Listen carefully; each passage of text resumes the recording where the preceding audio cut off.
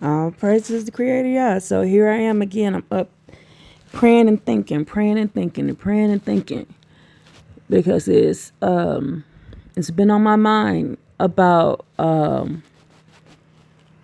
a while, and this is how the Most High God is pouring into us because we got Melissa Israel, me, and Mr. Real Talk talking about the same thing. And we're in three different places, but we're thinking about the same. This is how the Most High God is pouring in and showing. So, the conversation that we were doing in the chat of Mr. Real's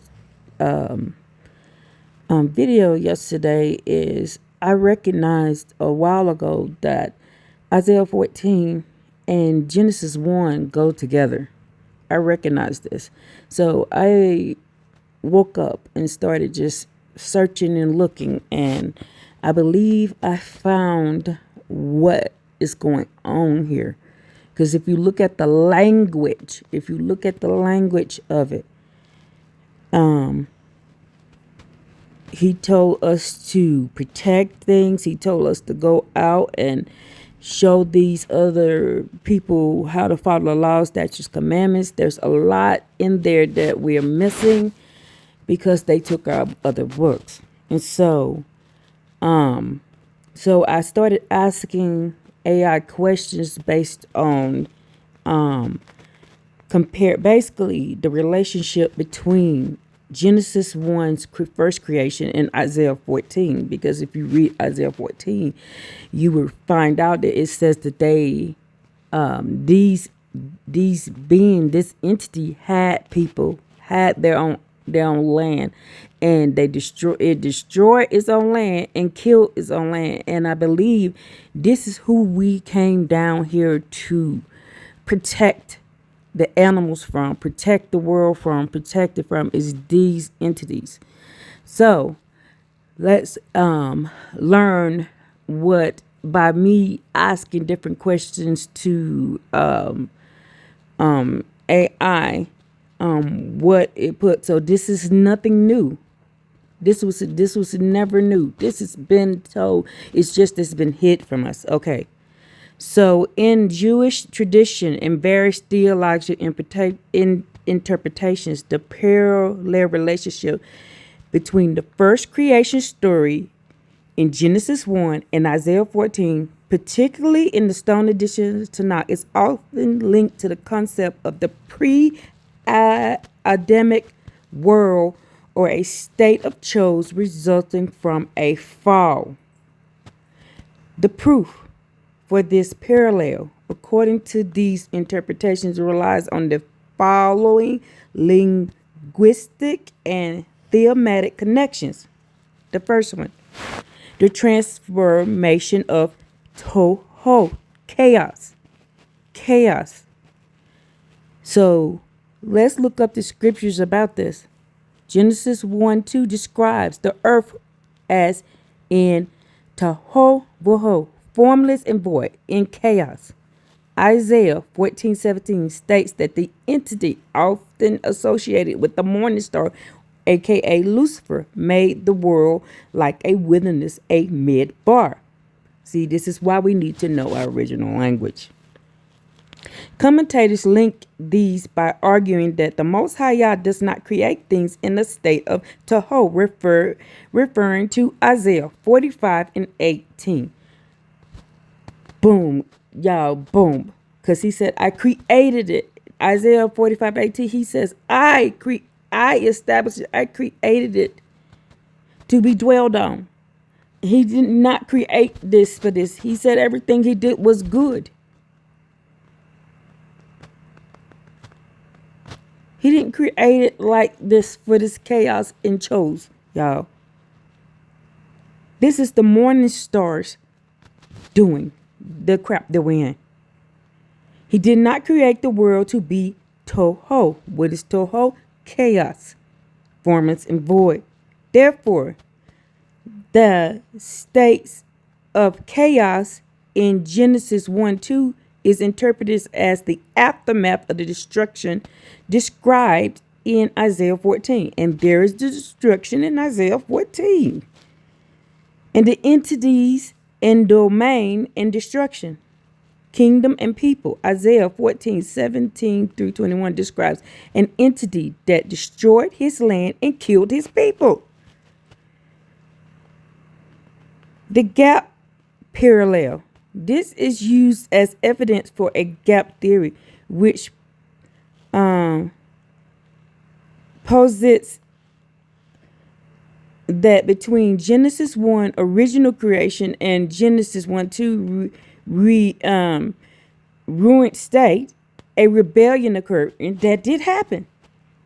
And the people and the land mentioned in Isaiah 14 are seen as the inhabitants of these pre-Adamic world that was laid to waste before the 6-day creation process began. The morning star in the garden. Isaiah 14:12-13 speaks of the morning star, Hallel, who said in his heart, I will ascend to heaven above the stars of the Creator. This is a parallel with Ezekiel 28, which describes a similar fall of a cherub who was in Eden, the garden of the Most High Yah. Some interpretations suggest this Eden was not the one Adam inhabited, but a mineral or a stellar Eden belonging to the first creation. Linguistic evidence in the Stone Tanakh. The Stone Edition Tanakh, its commentaries often highlight that Toho implies a state of astonishment, emptiness that requires explanation by linking the ruined cities and shaking earth of Isaiah 14:16-17 to the darkness upon the face of the deep in Genesis 1:2. These interpretations argue that Genesis 1:2 is description of the judgment described in Isaiah. So y'all, this is who we were supposed to go. This is who we was protecting things from this dude right here. This dude right here in Isaiah and their people. That's why he tells them in Isaiah, they will not inherit the land. Let's go look at it. I am so happy that the Most High Yah has retired me, because I have time to sit and think about this stuff, and I keep asking questions, because I'm like, wait a minute, why did you say this? Why did you say that? And so when you ask him questions, he will answer you. He will show it to you, but you gotta want to know the truth. So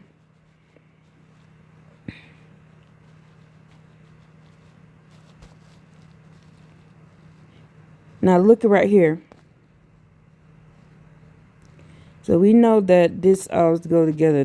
This is the king of Babylon. You know right here that he is the morning star, which is right there. Then the giants talk about how they're gonna go to the nether world.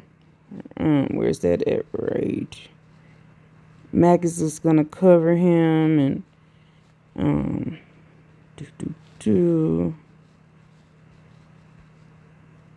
just say the nether world right here. Right here. So there's gonna be in the nether world. And then you go down here, it starts talking about how, okay, is this man who made the land tremble, who made kingdoms quake, who made the world like a wilderness, and who tore it down its cities, who never released his captives to go home? All the kings of the nation and all of them lie in honor, each in his place.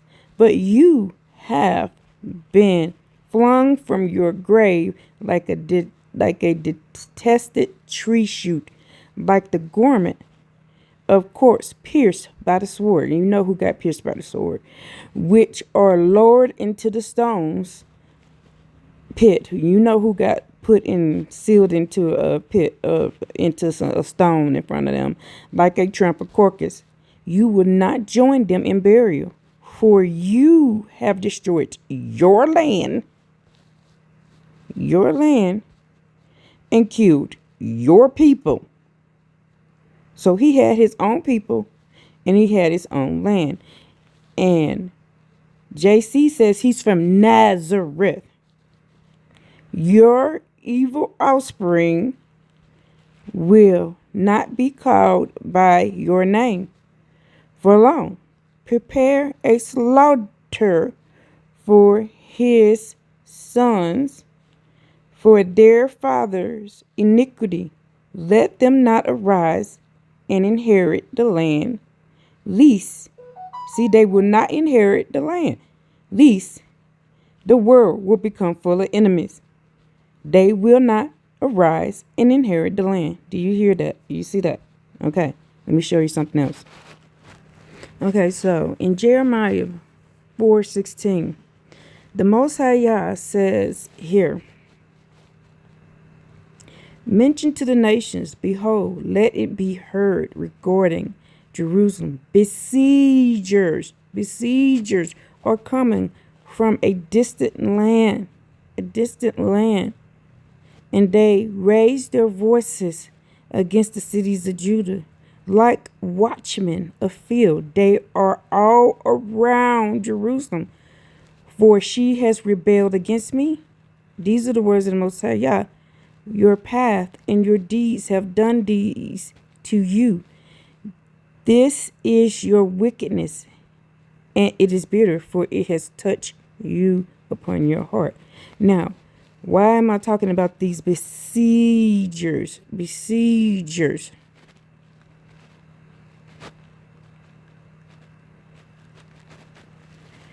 Now, remember I did the video back a while ago where I showed you that this is where JC is from. He's a besieger. The most I'm trying to find the video. Hold on, I'm gonna try to. Hold on, let me find it. So okay, so when you translate the word besiegers, you will see Jeremiah 14 describes the impending invasion of Judah and Jerusalem by foreign power, identified by most commentators as Babylonian army, which is coming from a far country. But this is the original translation. The Netzarim, watchers, besiegers. The Netzarim, and Jesus Christos tells you he is from Netzarim. Hebrew word Netzarim or Netzarim refers to watchers, guards, besiegers. They are portrayed as the enemy army that will surround Jerusalem, much like guards around a field, ensuring no one escapes. Now, who were we supposed to be guarding the earth from? We were supposed to be guarding the earth from the Netzarim. And Jesus Christos tells you he came from Netzarim. This passage serves as a call to the nations to witness the judgment coming upon Judah because of their rebellion against the Most High Yah. The threat. These invaders are described as raising a war cry and lifting their voices against the fortified cities of Judah. The far country refers to a distant land. Babylon calls a judgment. The invasion is a direct consequence of Judah's sin, specifically their idolatry and rebellion. Translation variations. KJV says the watchers are coming from a far country and give out their voices against the city of Judah. NIV and NLT, a besieging army is coming from a distant land, raising up a far cry against the cities of Judah. In KJV, that watchers are coming from a far country. Watchers, we know what watchers are, and raise their voice against them. The prophecy aligns with the warning in Deuteronomy 28:49 and 52 regarding the distant nations that will come and destroy the land.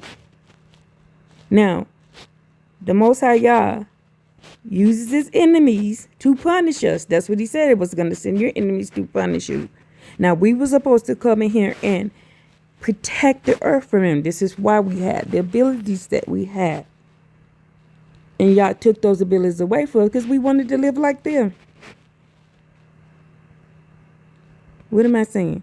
What I'm trying to get you to understand.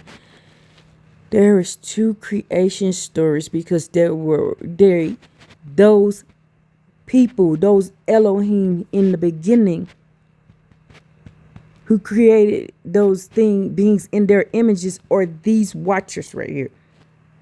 And then the Most High Yah had to come in later. They call it the gap theory. Let's look this up. But remember this right here. The Netzarim. The Netzarim. That's what this is in Paleo Hebrew. The Hebrew word is Netzarim or Nortzarim. Refers to watchers, guards, and besiegers.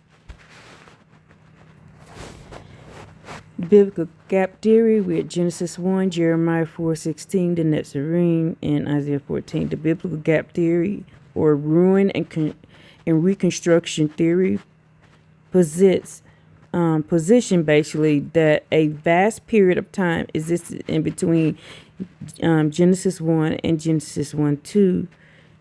It suggests that the Most High Yah's original perfect creation was ruined by, I'm going to say Lucifer, which he talks about in 14, because that's not Satan. Lucifer and Satan is two different things. Leading to the formless and void, state of the earth before the 6 days of recreation described in the rest of the chapter. The gap theorists often translate the Hebrew word Hayah in verse 2 as became formless and void rather than was, implying a change from a previous perfect state to a ruined one. Jeremiah 23 and 4 and 23. This passage uses it as exact phrase tohu wa bahu, formless and void, found in Genesis 1:2. Interpretation.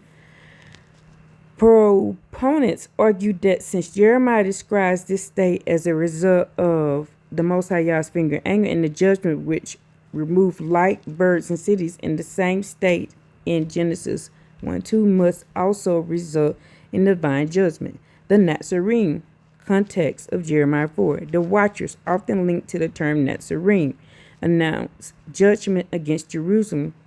Critics of the theory note that the contents of Jeremiah 4 is specifically impending destruction of Judah, not prehistoric world. Isaiah 14, 12 through 15. This passage describes the fall of Lucifer, son of the morning. The gap event. The gap theorists place this rebellion and subsequent fall between Genesis 1 and 1 and 2 that believes Lucifer's sins brought about global catalysm, sometimes called Lucifer's flood, that destroyed a pre-Adamic, that's before Adam, world, resulting in the darkness and chose in verse 2. Argument against the theory. Genesis, let me see. I want to go look up this right here. Wherever did I just do sometimes called Lucifer's flood. Happy.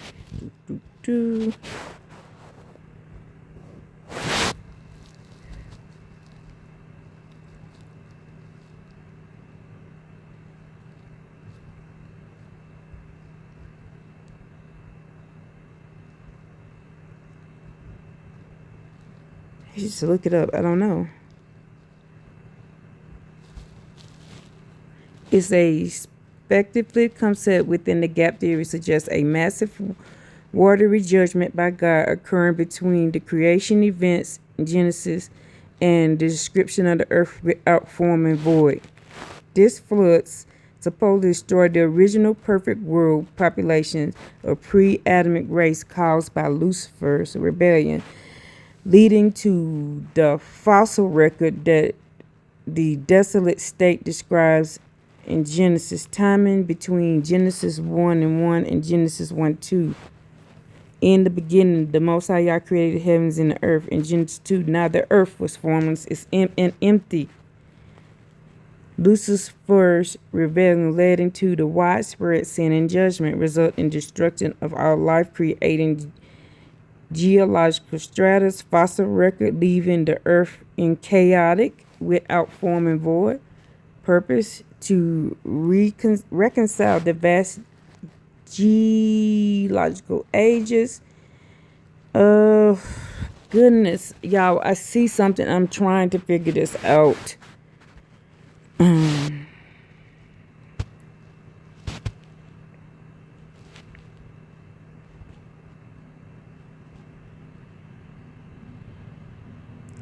Sometimes it takes me like 7 or 8 tries to figure out the question I need to ask.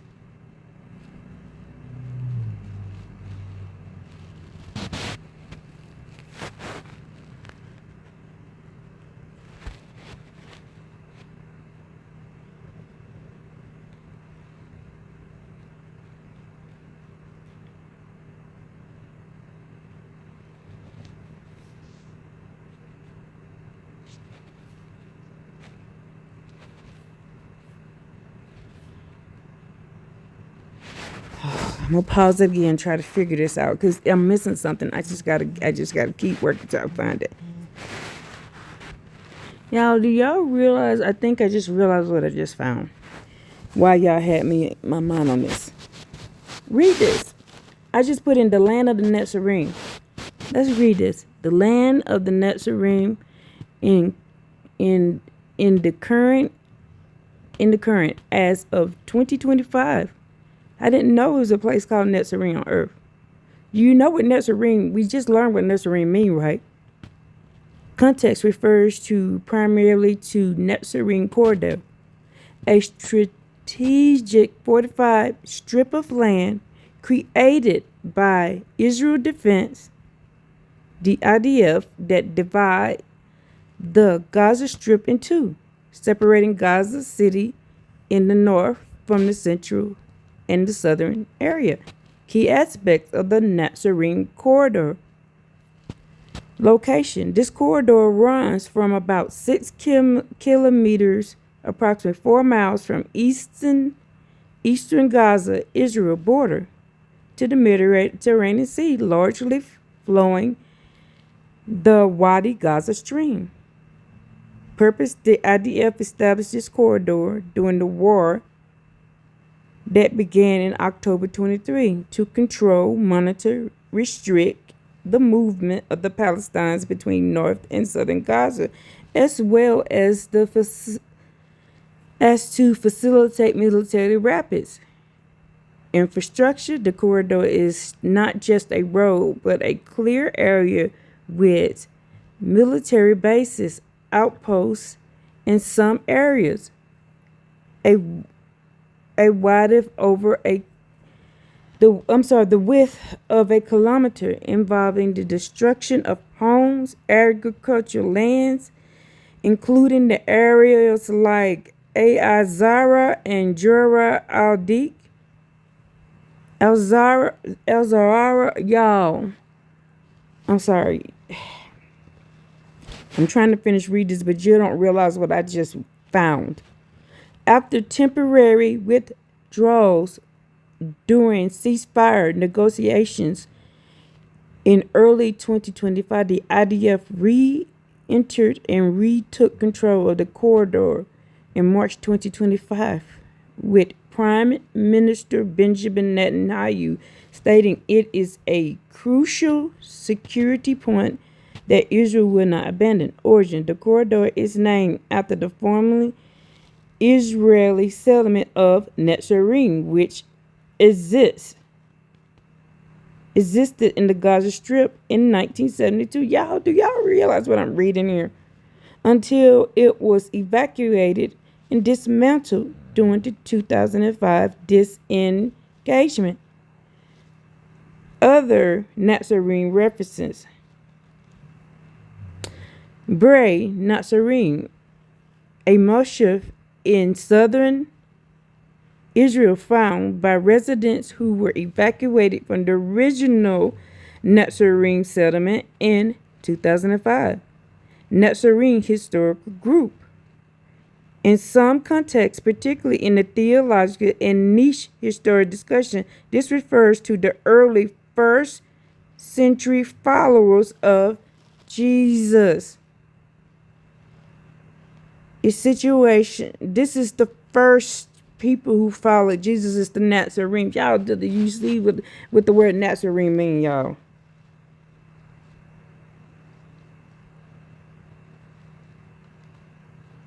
Yo, you see what y'all led me to? These are the Fallen Watchers children, y'all.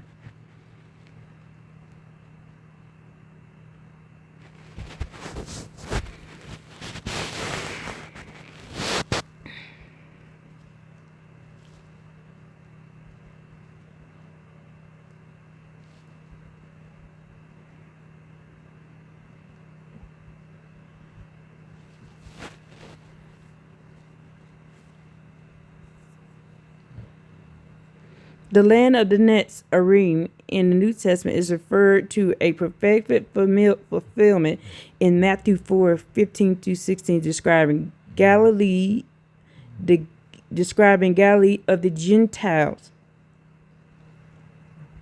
where Jesus brought light to darkness, fulfilling Isaiah prophecy, linking the term Nazarene, Nazar, for Jesus, meaning branch. He's a branch of the Nazarene, y'all. Key verses: Matthew 2:23. Jesus called a Nazarene, Nazareth. In Acts 24:5, where the followers are called sect of the Nazarenes, Nazarene, y'all. Signifying followers of Messiah from Nazareth, the branch.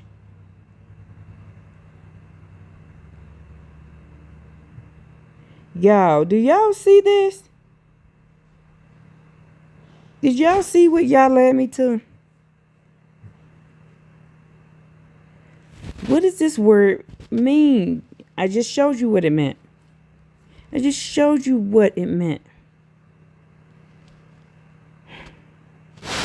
They telling you to your face. Let's go back.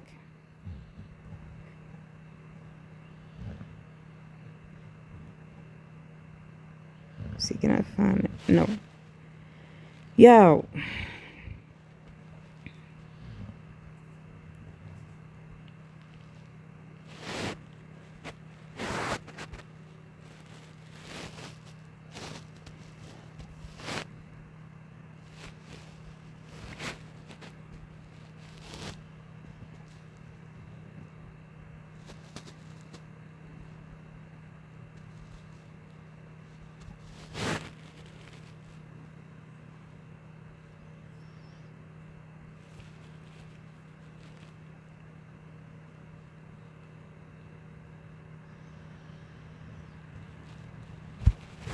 You see this? Besiegers.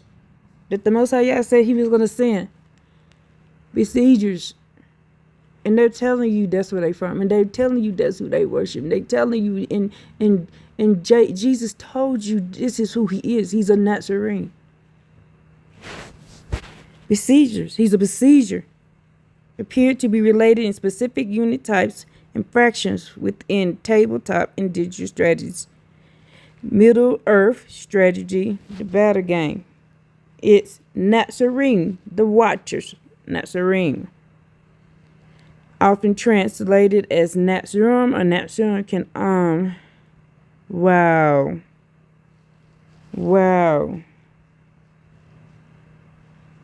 Wow, they've always known. And this is a video game, y'all, that I just pulled up.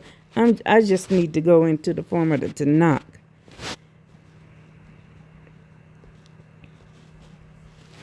They telling you to your face.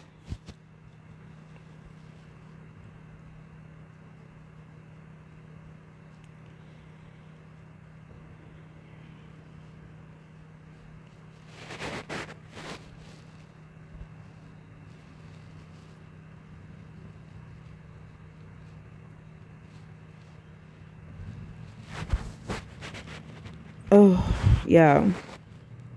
So we just learned that now I see where y'all was leading me. I see where he was leading me to. What he was leading to me. These are the children of the watchers, y'all. The same people we ain't supposed to have nothing to do with.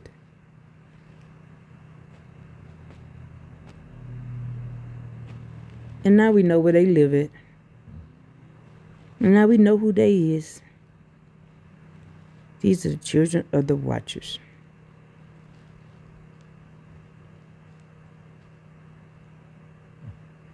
Y'all, start following these laws, statutes, commandments of Yah and worship him only.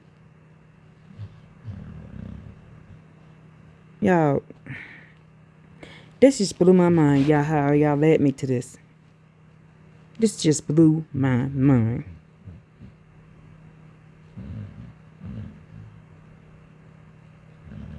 And this is who he's been trying to protect us from all this time. This is why he told us to listen to him. This is why he told us to do what we do, because we are living amongst these people. And until you translate the language and know what the language is, you will not know. And you will fall into whatever trap they set for you.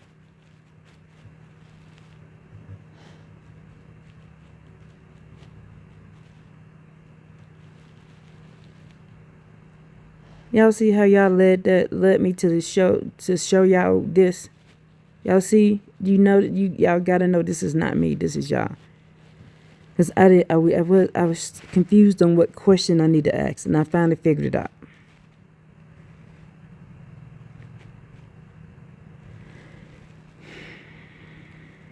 Y'all stay vigilant, stay prayed up, start following these laws, statutes, commandments. Stop following these people. They're not humans. They're mankind. They are the Watchers' kids, the besiegers, the Nazarene. They're destroyers. They're destroyers. Jeremiah 4:16 is a prophetic warning from the book of Jeremiah in the Tanakh, commanding that news being spread to all nations in Jerusalem itself about the impending invasion by besieging armies from a distant land who are raising war cries against Judah cities, foreshadowing severe judgment due to Jerusalem's rebellion against the Most High Yah. Warning to the nations. The Most High Yah instructs Jeremiah to announce to the surrounding nations that a powerful force is coming, essentially calling them to witness the impending judgment. Siege of Jerusalem. This verse describes watchers besieging a Babylonian army. They're Babylon. That's why he keeps telling us to come up out of Babylon. Stop living like the watchers. And I just taught you a class that Babylon is a entity.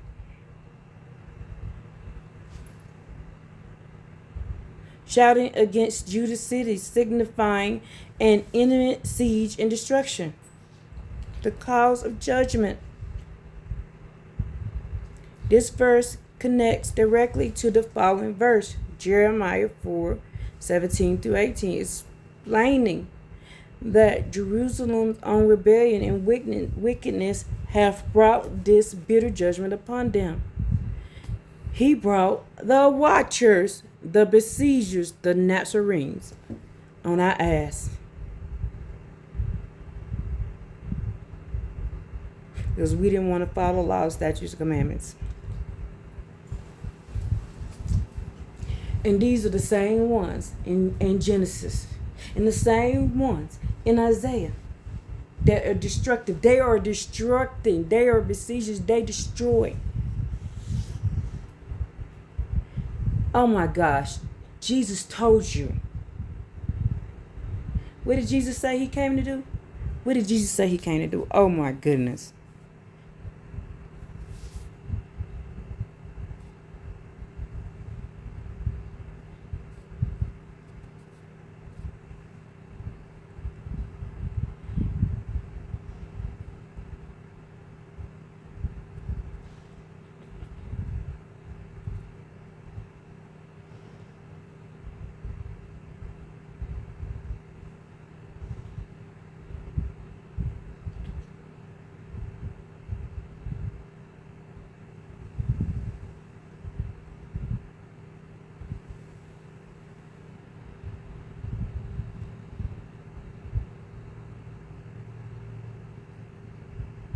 What does he say?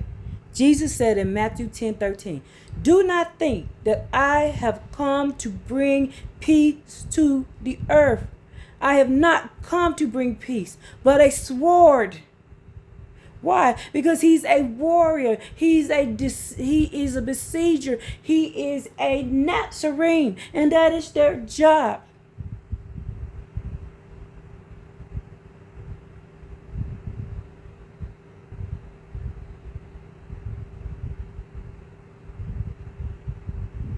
The Most High Yah called them locusts.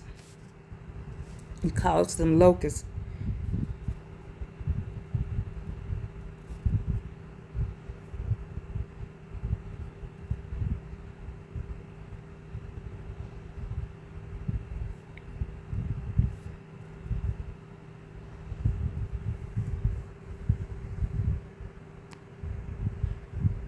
In the Tanakh, a locust army appears mostly prominently in the book of Job, where a devastating swarm is both a literal plague and a metaphor for a fearsome divinely set day of the Lord, describes with a military image like horses and chariots as an unstoppable force consuming the land, signifying judgment, calling for repentance. Y'all, these are the Nazarenes.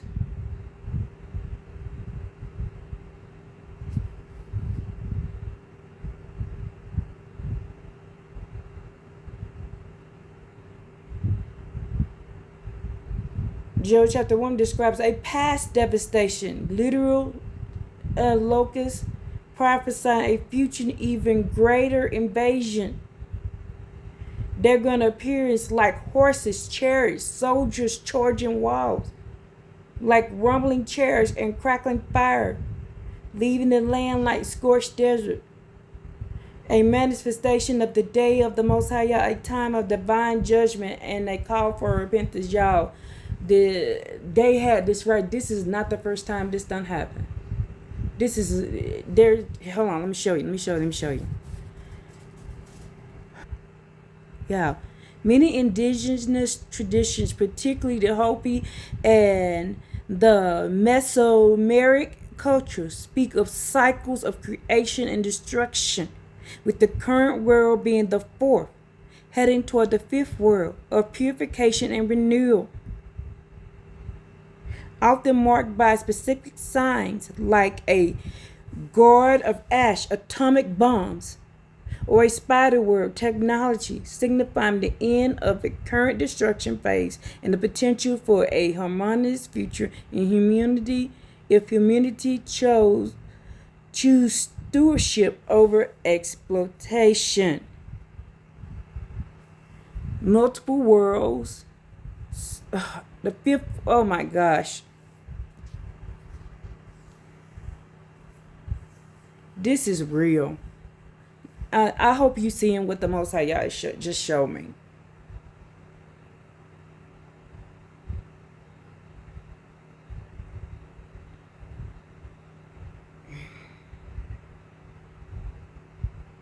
I hope you can see it. So I pray that this edify you, this open your mind to get you to understand and understand what is going on around us, and get you to follow these laws, statutes, and commandments. Because the Most High Yah don't send in these Nazarenes on our butts. He done did it before. He did it in Jeremiah. He did it it happened over, it says it happens over in Isaiah, then it happens in Genesis as well. Y'all, it serves as a stark warning of consequences of turning away from the Most High Yah, highlighting the devastation that follows rebellion. As y'all, stop rebelling, because it ain't worth it. He gonna send them heavy. Didn't I say he got them heavy hitters? Didn't I tell you he got them heavy hitters? He just showed me them heavy hitters and who they is. Don't be playing with y'all. He ain't the one to be playing with. He ain't the one to be playing with.